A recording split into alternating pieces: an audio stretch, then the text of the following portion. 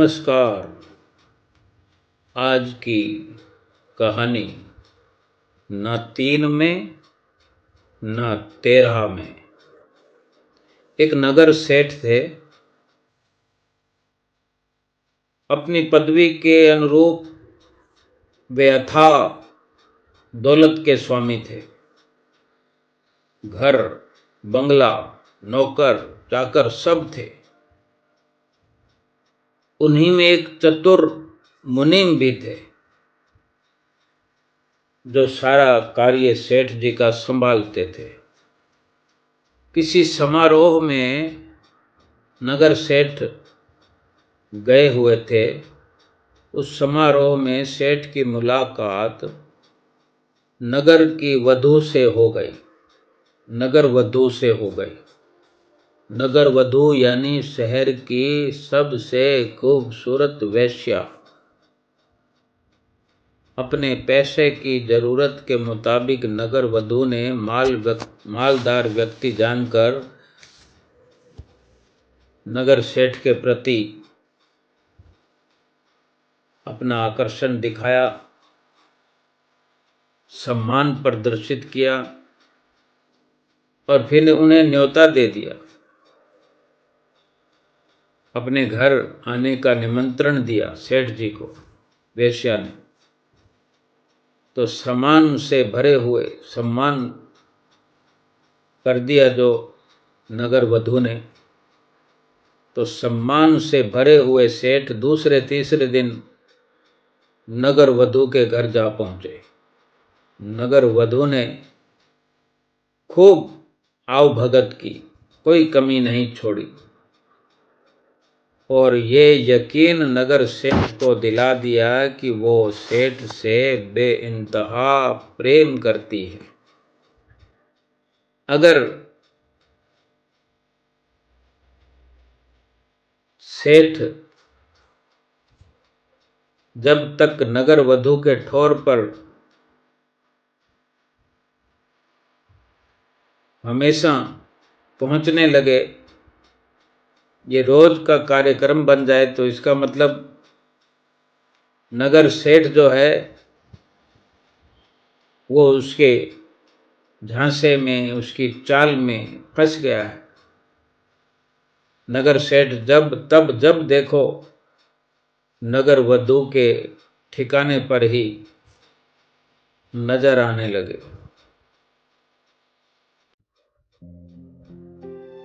शामें अक्सर वहीं गुजरने लगी। नगर भर में खबर फैल गई, काम धंधे पर असर होने लगा।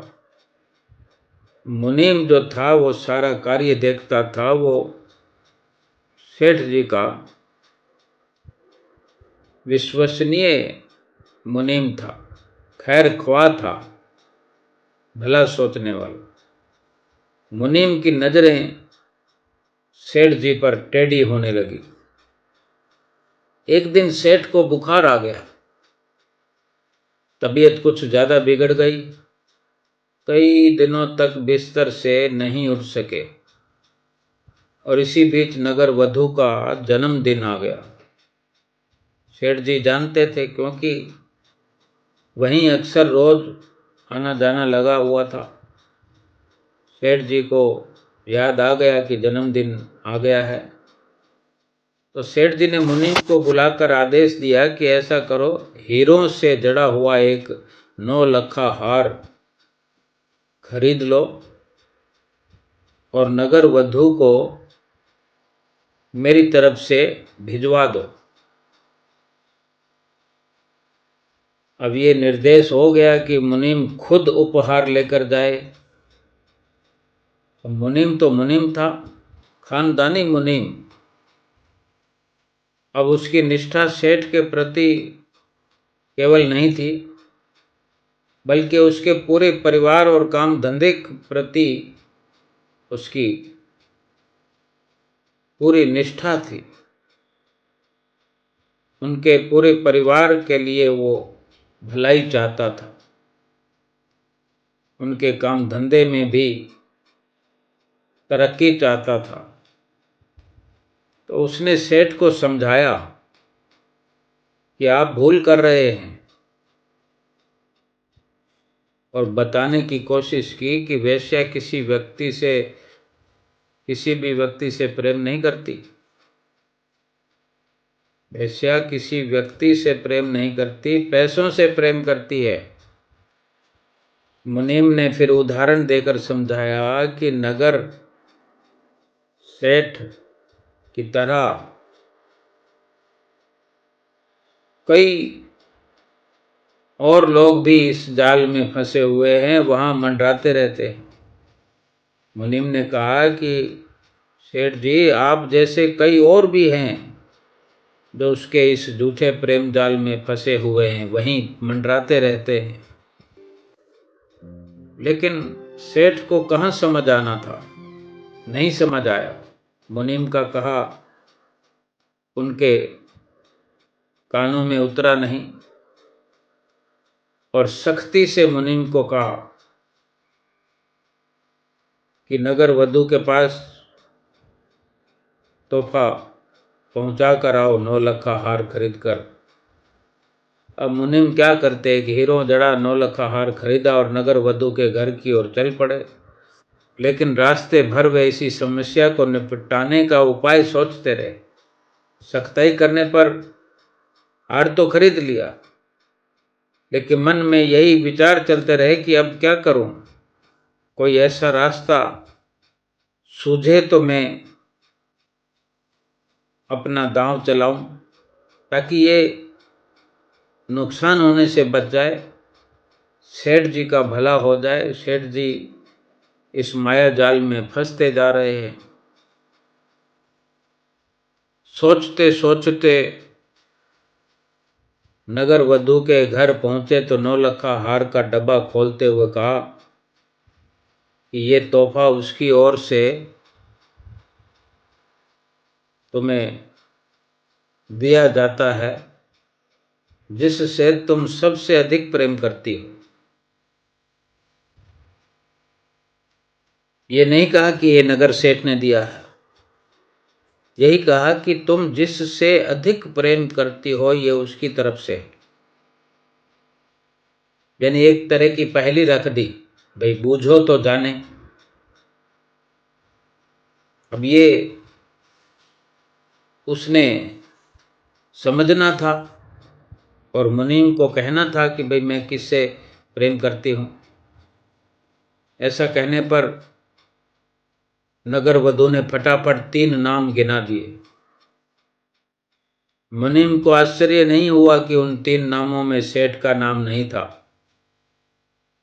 कोई आश्चर्य नहीं किया, हैरान नहीं हुए, क्योंकि मुनीम जानता था। निर्विकार भाव से उन्होंने कहा, देवी, इन 3 में तो उन महानुभाव का नाम नहीं है जो मैं कह रहा हूं। जिन्होंने ये उपहार तुम्हें दिया है ना, जो तुमने 3 नाम गिनाए हैं, उस सेठ का नाम नहीं है जिसने ये तोहफा भिजवाया है। तो नगर वधू की मुस्कान गायब हो गई। अब सामने तो चमचमाता 9 लखा हार था और उससे भारी भूल कैसे हो गई। अब उपहार हाथ से जाता हुआ दिखा तो उसने और 13 नाम गिनवा दिए। 13 नाम में भी सेठ का नाम नहीं था। लेकिन अब मुनीम का चेहरा तमतमा गया। गुस्से से उन्होंने 9 लखा हार का डब्बा उठाया और खट से उसे बंद करके उठ गए। नगर वधू गिड़गिड़ाने लगी। उसने कहा कि उससे भूल हो गई है, लेकिन मुनीम जी कहाँ सुनने वाले थे। इतने लोगों का नाम गिनाया लेकिन सेठ का नाम भी नहीं उसकी याद में। और सेठ है कि 9 लखा हार उपहार में दे रहा है। मुनीम चल पड़े, पहुंच गए घर। बीमार सेठ सिरहाने से टिके हुए थे, सिरहाने पर टिके पड़े थे। मुनीम के आने की इंतजार कर रहे थे। नगर वधू के जवाब की प्रतीक्षा कर रहे थे कि वहाँ तोहफा देने पर क्या जवाब लाए। मुनीम पहुंचे और हार का डिब्बा सेठ के सामने पटकते हुए कहा, लो अपना 9 लखा हार, न तुम 3 में न 13 में, यूं ही प्रेम का भ्रम पाले बैठे हो। सेठ की आंखें खुल गई थी और इसके बाद वे कभी नगर वधू के दर पर दिखाई नहीं दिए। ये हर इंसान को सोचना चाहिए कि कौन मतलब परस्ती का है, कौन अपना है, और हम अपने जीवन चरित्र को इस प्रकार धूमिल न करें। अपनी ईमानदारी से, मर्यादा से अपने जीवन को चलाएं, सुखी रहें, स्वस्थ रहें और मस्त रहें। नमस्कार।